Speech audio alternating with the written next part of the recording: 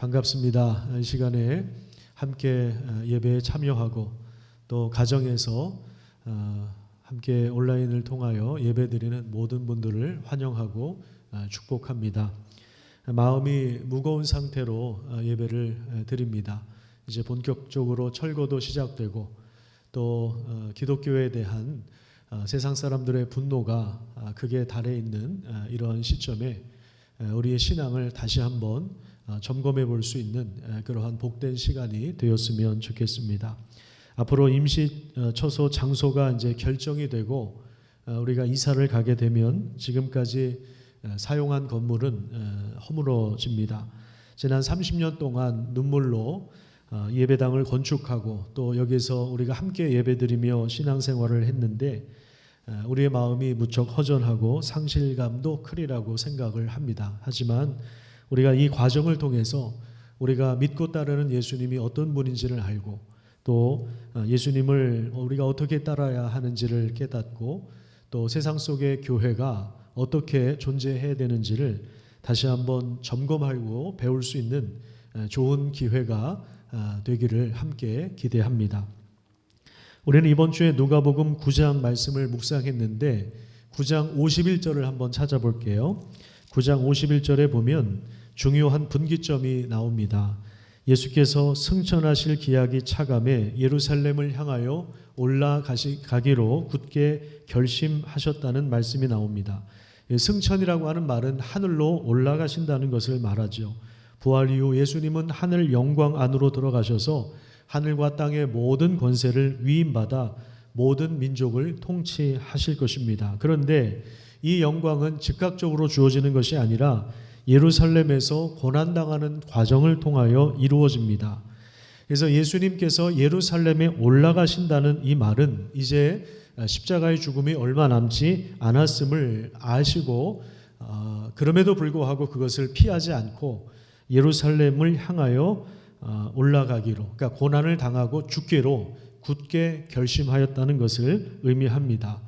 예수님의 이런 굳은 결심 이후에 52절부터 또 19장 27절까지는 예루살렘으로 가는 그 길에서 예수님이 제자들과 함께 예루살렘으로 올라가는 그 길에서 일어난 그 사건들 또 그 교훈의 말씀들을 기록하고 있습니다.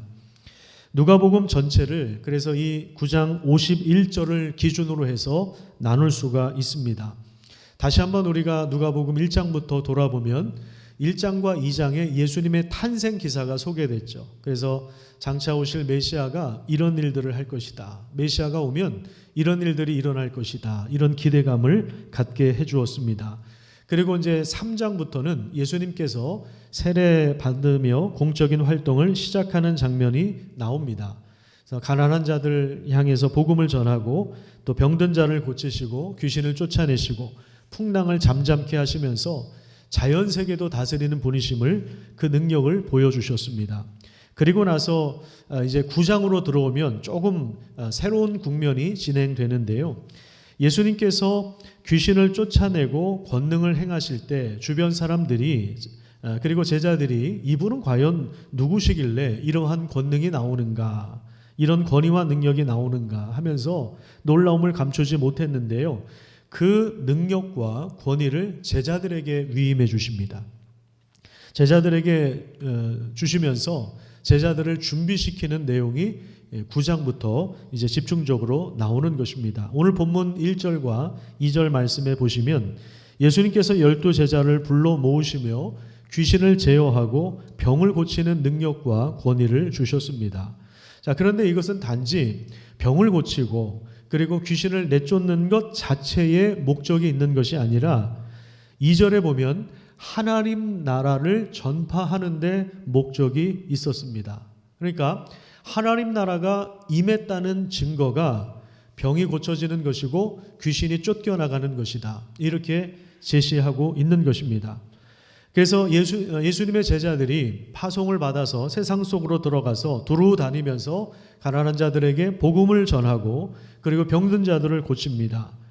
눌린 자들이 회복되고 자유를 얻기 시작했습니다. 그러다 보니까 예수님에 대한 소문이 자연스럽게 퍼지게 되었습니다. 이 예수님의 소문 때문에 당황하는 사람이 나왔는데 그 사람이 누구냐면 바로 헤롯 왕입니다. 7절을 보시면 헤롯이 심히 당황했다 이렇게 이야기합니다. 왜냐하면 사람들의 입소문을 통해서 들려오는 말이 세례 요한, 죽은 세례 요한이 부활했다 이런 이야기도 들려오고 엘리야 선지자가 다시 나타났다 이런 이야기도 들려오고 옛날 선지자 중에 한 사람이 부활했다 이런 말들도 들려왔기 때문에 헤롯이 심히 당황한 것입니다. 헤롯은 자기의 잘못을 그 말씀을 통해서 꾸짖었던 그 세례 요한을 감옥에 가두었고 그 다음에 참수형을 통하여 죽은 적이 있습니다. 그래서 이제는 자기 세상이 올 줄 알았습니다. 그런데 지금 백성들 사이에서 놀라운 일들이 벌어지고 여러 가지 소문들이 들려오기 시작하는 것입니다. 그러다 보니까 헤롯은 당황하면서 도대체 예수란 사람이 누군가? 9절에 보시면요. 이 사람이 누군가라고 하는 그러한 질문을 던지면서 예수를 주목하기 시작합니다. 선지자를 자기 마음대로 감옥에 가두고 여론과 상관없이 참수용을 시킬 수 있는 그런 잔인한 왕, 지금 같아서는 상상할 수도 없죠. 정치인들이 항상 보면 그 여론의 동향을 살피지 않습니까? 여론을 살피면서 거기에 맞게 발언을 하고 거기에 맞는 정책을 펴는데 이 당시에는 그런 거 상관없어요. 그냥 하고 싶은 대로 했어요. 여론과 상관없이 그저 그냥 자기가 싫으면 감옥에 가둘 수도 있고 화가 나면 참수형을 시킬 수도 있는데 물론 마음속에 이 사람은 괴로움을 가졌어요. 근데 주변의 정황상 어쩔 수 없이 세례 요한을 죽였죠. 이런 잔인한 사람이 예수님을 주목하기 시작했다는 것은 이제 예수님의 사역도 위기를 만날 수밖에 없다는 것을 암시하고 있는 것입니다. 제자들이 돌아와서 놀라운 일이 일어났다는 사실들을 예수님께 보고합니다. 그 이후에 보면 예수님에 대한 소문들이 나다 보니까 사람들이 계속 몰려옵니다. 예수님을 찾아와서 자신의 어떤 문제들을 내놓고 예수님의 만져주심을 바랍니다. 11절에 보면 예수님은 그들을 영접해 주십니다. 이 영접이라고 하는 단어가 제가 지난 주일날 설명했던 것처럼 환대하셨다는 것입니다. 그래서 여러분의 성경을 읽으실 때 영접이란 단어가 나오면 환대라고 하는 단어로 바꿔서 읽으셔도 좋겠습니다.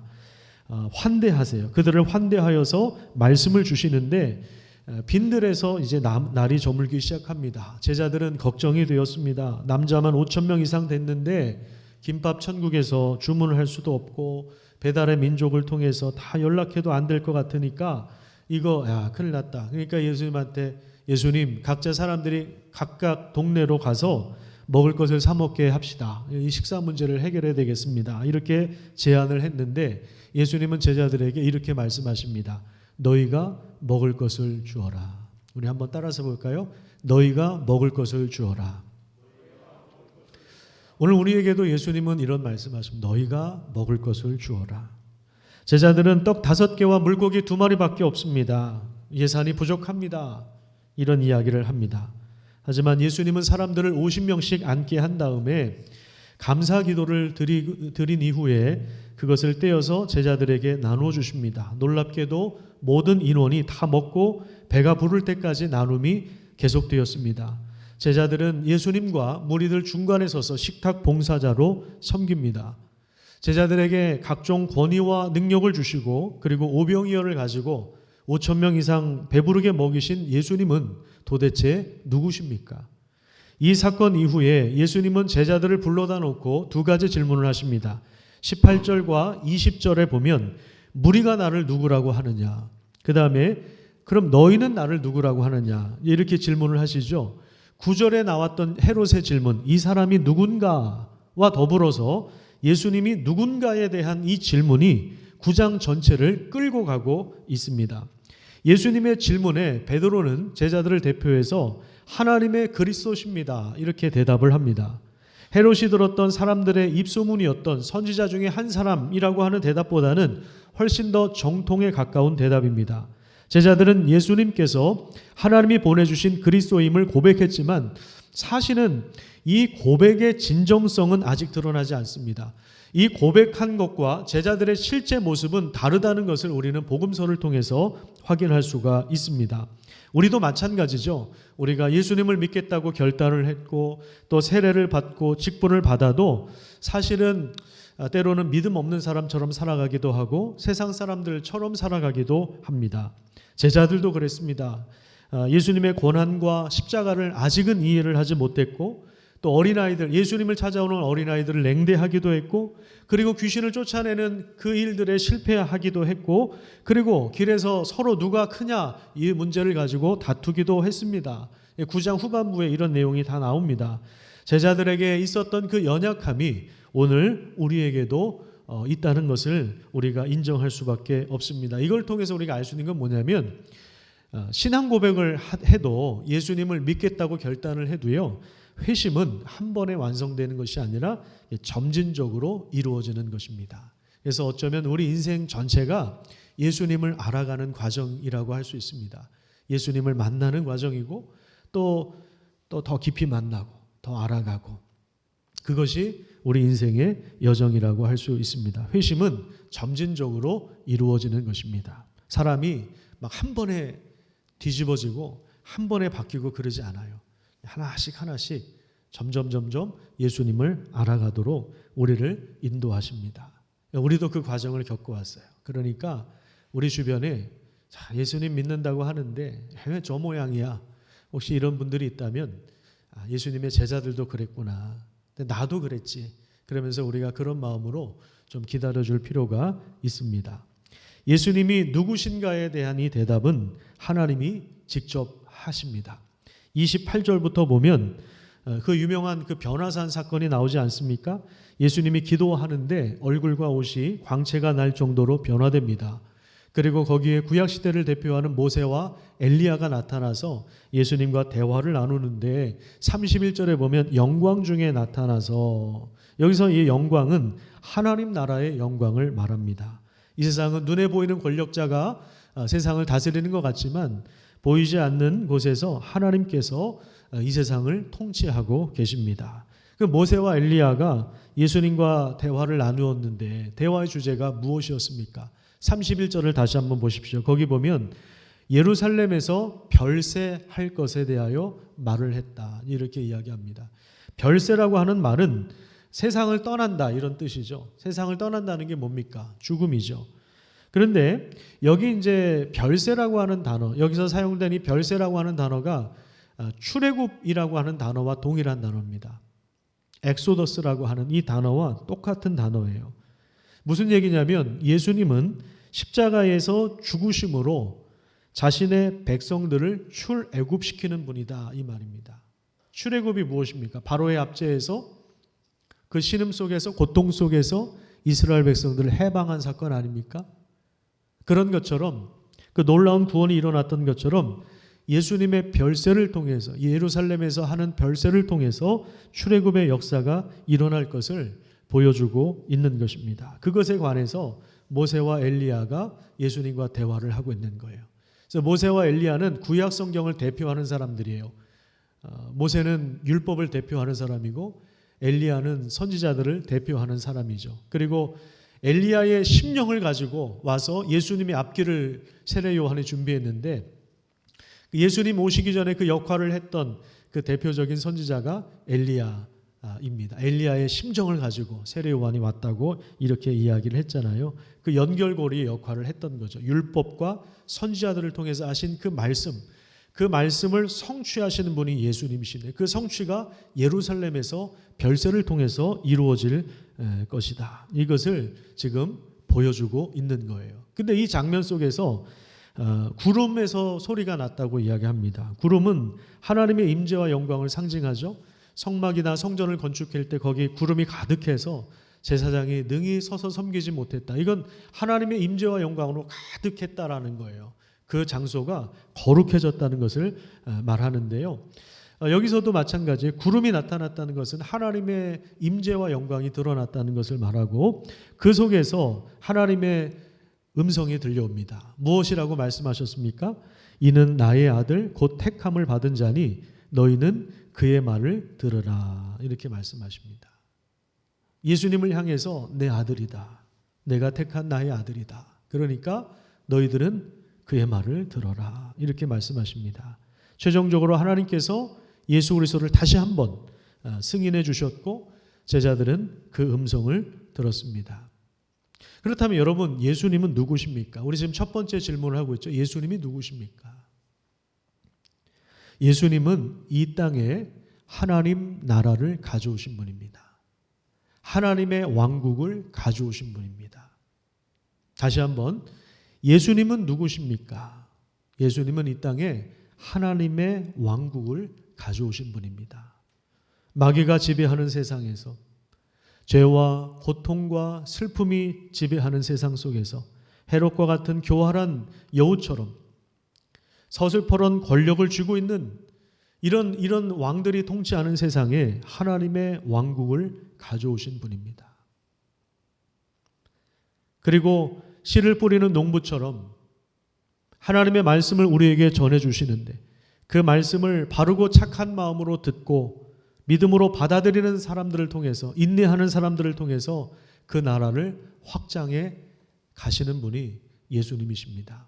다시 한번 정리하겠습니다. 예수님은 누구십니까? 하나님 나라를 이 땅에 가져오신 분입니다. 자, 그렇다면 그 다음에 질문을 해야 되겠죠. 예수님을 믿고 따르는 제자들은 누구인가를 살펴봐야 합니다. 제자들은 예수님이 가져오신 하나님 나라를 전하는 사람들입니다. 9장 2절을 다시 한번 보시면 예수님의 제자들에게 능력과 권세를 주시니 귀신을 쫓아내고 병든 자를 고치는 이런 놀라운 능력을 주신 이유는 하나님 나라를 전파하기 위함입니다. 예수님의 제자인 교회가 이 땅에 존재하는 목적도 역시 하나님 나라가 임했다는 것을 전하기 위해서입니다.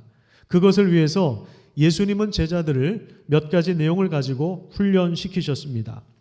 그 훈련 방법이 3절부터 5절까지 나오는데 같이 한번 읽도록 하겠습니다. 3절에서 5절입니다. 이르시되 여행을 위하여 아무것도 가지지 말라. 지팡이나 배낭이나 양식이나 돈이나 두벌 옷을 가지지 말며 어느 집에 들어가든지 거기서 머물다가 거기에서 떠나라. 누구든지 너희를 영접하지 아니하거든 그 성에서 떠날 때에 너희 발에서 먼지를 떨어버려 그들에게 증거를 삼으라. 자, 우선 3절에 보면 무엇을 요구하시냐면 가장 단순한 차림으로 복음을 전하라고 하십니다. 여분의 옷을 가지지 말라는 것입니다. 자, 이것은 복음 전하는 사람들이 전적으로 하나님의 공급을 의지해야 한다는 것을 말합니다. 하나님께서 광야에서 이스라엘 백성들 200만 명 이상 되는 사람들을 40년 동안 만나와 메추라기를 통해서 먹여주셨잖아요. 반석에서 물을 내주셨잖아요. 그런 것처럼 필요한 것을 채워주겠다는 것입니다. 어떻게 채워주시냐면 복음을 전할 때 복음의 내용을 받아들이는 사람들이 있을 것입니다. 그래서 제자들을 환대하는 사람들을 통해서 먹을 것을 채워주신다 이 말이에요. 제자들의 목적은 돈을 많이 소유하는 것이 아닙니다. 복음을 전하는 것이 목적입니다. 그 삶을 위하여 단순한 차림으로 떠나라. 심플한 삶을 살 것을 하나님이 요구하고 있는 것입니다. 특별히 복음 전하는 이 사역은 우리 하나님의 일은 돈 가지고 할 수 있는 것이 아닙니다. 돈이나 어떤 세상의 힘이나 권력이나 이런 게 많으면 하나님의 사역이 잘 될 것 같잖아요. 근데 그렇지 않아요. 가끔 제가 이런 생각을 해봅니다. 예를 들어서 방탄소년단이 공개적인 자리에서 아미 여러분 예수님 믿어보세요. 정말 좋습니다. 만약에 이렇게 한마디 했다고 해보세요. 난리 날 겁니다. 그래서 아미는 그 공식적으로 그 팬클럽 이름이에요. 방탄소년단. 아미들에게 예수님 한번 믿어보세요. 이러면 아마 난리 날 거예요. 아마 전 세계적으로 다음 세대 복음화율이 높아질 겁니다. 그런데 하나님은 그런 방식으로 일하시지 않아요. 그 다음에 4절에 보시면요. 어느 집에 들어가든 거기서 머물다가 떠나라 이렇게 말씀하십니다. 거기가 제자들 입장에서 그 성에 들어갔는데 어느 집에서 복음을 받아들였어요. 그 사람이 이제 숙식의 문제를 해결해 줄 것 아닙니까? 그 집에 들어가서 제자들 입장에서 마음에 들 수도 있고 마음에 안 들 수도 있죠. 식사 대접을 받았는데 이게 마음에 들 수도 있고 안 들 수도 있고 환경이 좋을 수도 있고 안 좋을 수도 있겠죠. 근데 그런 것 때문에 여기저기 옮겨 다니지 말아라. 그 성에서 복음을 전할 때까지는 계속 거기에서 있어라. 그러니까 무슨 말이에요? 돈 때문에 여기저기 옮겨 다니지 말라 그거예요. 돈 많이 주는 대로 옮겨 다니지 말고 주어진 상황에서 복음을 전해라 그 말입니다. 그리고 5절에 보시면 제자들은 세상에서 환대를 받을 수도 있지만 또 거절을 당할 수도 있습니다. 제자들을 영접하지 않는다는 말은 제자들을 보내신 예수님을 거절한다는 말이죠. 발에서 먼지를 떨어 증거를 삼으라고 하는 것은 복음을 거부한 책임이 바로 그 사람에게 있다. 그런 것을 의미합니다. 그러니까 교회는요, 우리가 복음을 들고 세상 속으로 들어가서 복음을 전할 때 두 가지 현상이 일어납니다. 첫 번째는 복음을 받아들이는 사람들이 있어요. 그래서 우리가 환대를 받을 수도 있어요. 또 하나는 거절을 당할 수도 있습니다. 두 가지 입장이 항상 공존하는 것입니다. 복음을 받아들이는 사람들에게는 환대를 받을 것이고 거절하는 이들로부터는 냉대와 조롱을 받을 수 있습니다. 심지어 핍박도 받을 수 있고 심지어 죽을 수도 있습니다. 이것이 교회가 가지고 있는 두 가지 입장입니다. 이게 항상 공존해요. 복음을 전하다 보면 이런 두 가지 현상이 항상 일어나는 것입니다. 또한 교회는 굶주린 사람들을 환대해야 하는 사명을 가지고 있습니다. 하나님이 우리에게 주신 자원들이 있습니다. 그것이 돈일 수도 있고요. 그것이 시간일 수도 있고요. 그것이 우리의 재능일 수도 있고요. 우리가 기쁘게 감당할 수 있는 일일 수 있습니다. 그것을 가지고 우리는 봉사해야 합니다. 이런 사람들이 바로 예수님의 제자들입니다. 오병이어 사건이 보여주는 게 바로 이런 부분들이에요. 예수님께서 빈들에서 굶주린 사람들에게 놀라운 기적을 베풀어 주셨잖아요. 말씀으로 채워주실 뿐만 아니라 먹거리를 풍성하게 채워주셨습니다. 예수님은 제자들에게 너희가 먹을 것을 주라 이렇게 말씀하시거든요. 제자들은 현실적으로 얘기해요. 항상 현실적으로 얘기하죠. 재정이 부족하다 이야기합니다. 그래서 재정부를 담당하는 장로님은 항상 부족하다. 항상 이렇게 말씀하세요. 현실적으로 봐야 되는 거예요. 뭘 하려고 그러면은 재정이 부족하다. 이게 모든 교회가 안고 있는 아킬레스건이에요. 근데 예수님은 너희가 먹을 것을 줘라.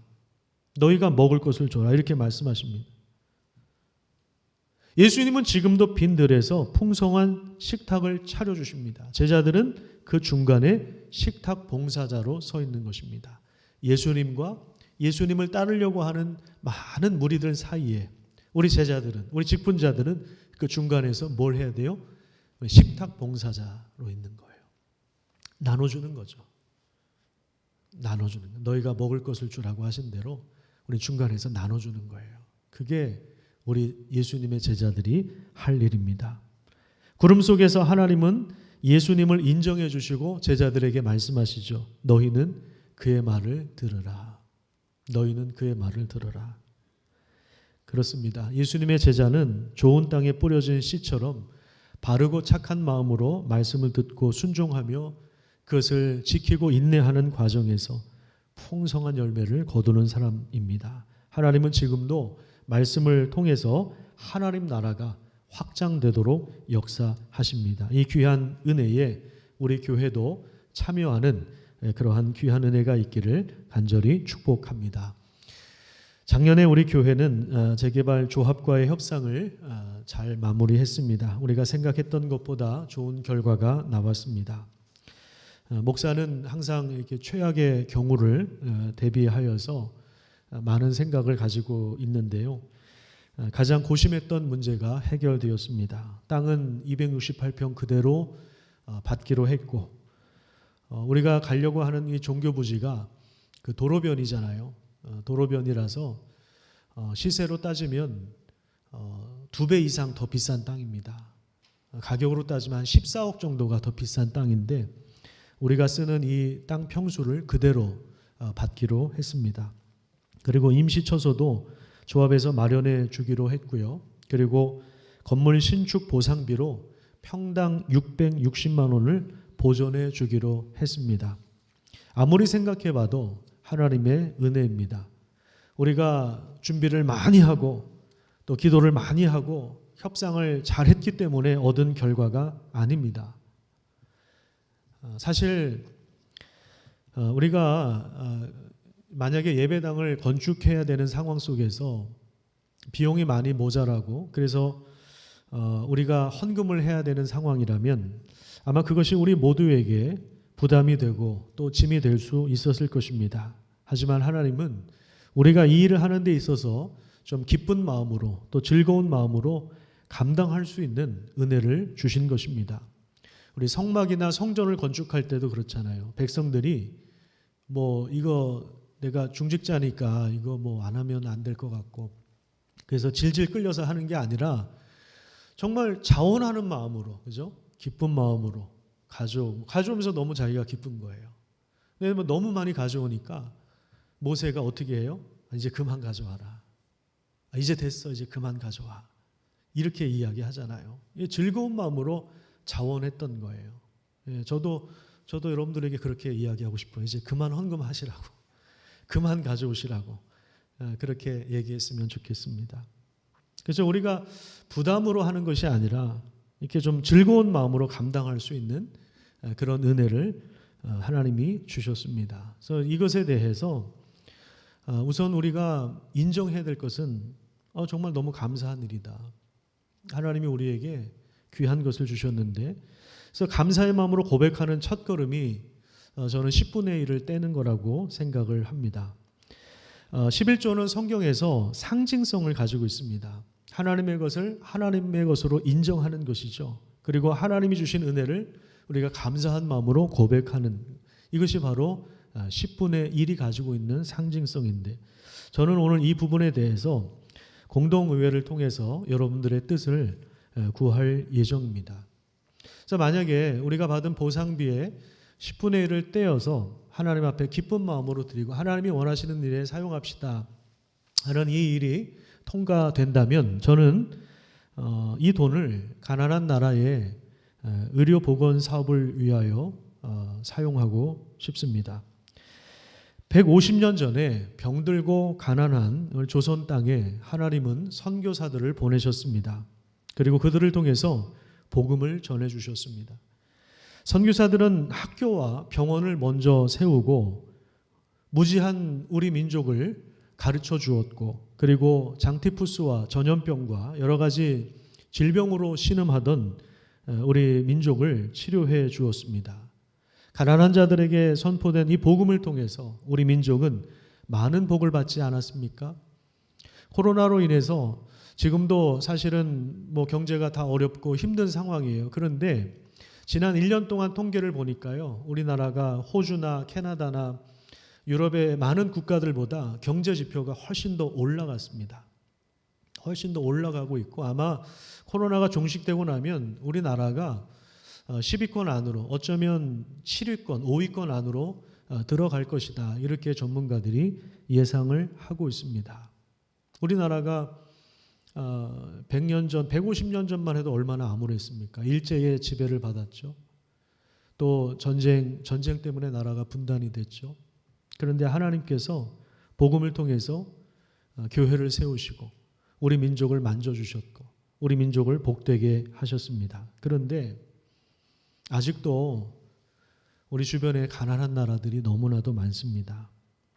제가 전에 3년 전인가요? 캄보디아에 갔었을 때 그 가정들을 방문한 적이 있었는데 아직도 생각나는 게 어떤 그 집의 아주머니예요. 큰 방 하나에 그 아이들, 그 조카들 뭐 한 7, 8명 같이 이렇게 모아놓고 지내는데 그 아주머니가 심한 병이 들었더라고요. 보니까 합병증이에요. 나중에 이야기를 들어보니까 혈압 때문에 합병증이 왔다 그러더라고요. 왜 혈압 때문에 합병증이 왔나 보니까 혈압약을 못 먹은 거예요. 그러니까 간단하게 혈압약을 먹으면 해결될 수 있었던 문제인데 혈압약을 못 먹으니까 이게 여러 가지 병이 가중되고 있었던 것입니다. 또 예방접종을 받지 못해서 죽어가는 아이들, 어린아이들이 병들고 죽어가는 그런 나라가 아직도 많아요. 그런 나라에 우리가 하나님 앞에 드린 이 10분의 1 금액을 가지고 보건소를 지어주면 어떻겠습니까? 그래서 가난하고 병든 자를 고치고 그리고 그들에게 하나님 나라 복음을 전파한다면 저는 그것이 바로 오늘날 우리가 예수님을 따르는 제자의 길이라고 생각합니다. 가난한 자들에게 복음이 전파되고 거기에 치유와 회복의 역사가 일어나게 된다면 여러분 10년 후에 그리고 20년 후에 아니 예수님 다시 오실 때 우리가 이렇게 나누었던 것들이 가장 귀하고 값진 보물로 남아있지 않겠습니까? 우리가 조금 더 욕심을 내려놓고 물론 저라고 왜 욕심이 없겠습니까? 저라고 예배당도 더 크게 짓고 싶고 더 좋은 재료로 더 좀 넓히고 주차 공간도 지하 2층 3층까지 파가지고 100대 이상 되게끔 하고 얼마나 좋겠어요. 뭐 저라고 그러고 싶지 않겠습니까? 그런데 우리가 그런 것을 좀 지양하고 우리 규모 안에서 그냥 적당하게 우리가 예배드릴 정도로만 짓고 그리고 10분의 1을 감사한 마음으로 떼어놓고 사실 이거 떼어놓지 않으면요 건축하다 보면 별일이 다 있을 겁니다. 그 급하면 쓰게 돼 있거든요. 이거 우리 거 아니다. 이게 하나님 거다. 떼어놓고 저는 이것이 우리 자녀들에게도 우리 청년들에게도 귀한 신앙 교육이 되리라고 생각을 합니다. 건물이 지어져 가는 이 과정을 보면서 이 시청각 교육이 될 거 아닙니까? 하나님께서 우리에게 이런 은혜를 주셨는데 우리가 여기에서 하나님께 감사한 마음을 이 금액을 가지고 우리가 이런 일을 했다라고 하는 것을 보여줄 수 있지 않겠습니까? 그리고 우리가 기회가 된다면 우리가 지원한 그 보건소가 있는 그 지역을 우리 아이들하고 방문할 수도 있지 않겠습니까? 우리가 가끔씩 거기에 찾아가서 일어나고 있는 일들을 본다면 그것이 우리 아이들에게는 산교육이 신앙교육이 될 거라고 생각을 합니다. 그런 것을 보여주면 아이들 경제 개념이 아마 새로워질 겁니다. 이 돈이 이렇게 쓰이고 있다라고 하는 건 애들 경제 개념이 생기고 그러면 세상이 이렇게 돌아가는구나를 알면 얘네들이 왜 공부해야 되는지도 아마 알 겁니다. 그러면 공부하지 말라 그래도 아마 할 겁니다. 그리고 공부하는 목적이 뭔지를 알고 할 겁니다. 그냥 대학 들어가려고 하는 거하고 뭔가 알고 하는 거는 이거 다른 거거든요.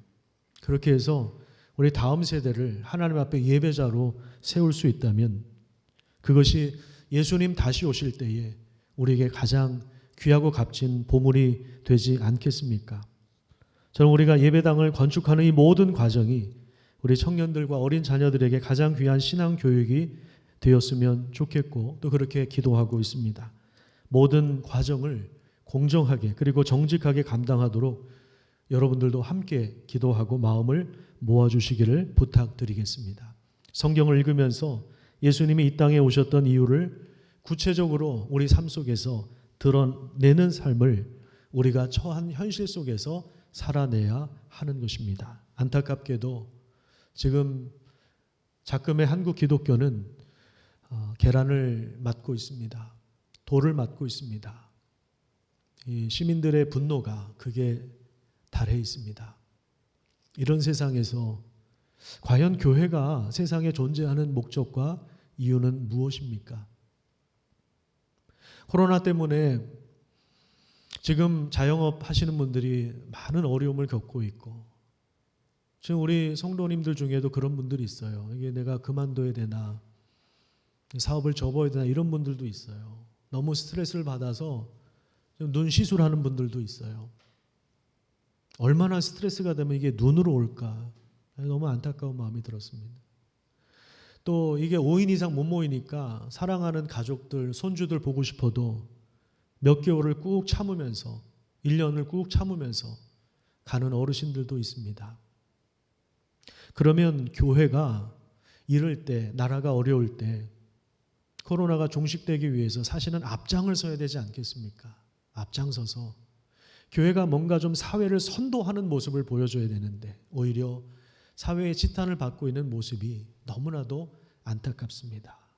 신앙이라는 이름을 가지고 예수의 이름을 가지고 그렇게 하는 모습들을 보면서 참 부끄럽기도 하고 당황스럽기도 하고, 그런데 또 그것이 우리의 모습이기도 하고, 그래서 참 마음이 요즘에 복잡하고 여러분들도 힘들 거라고 생각을 합니다.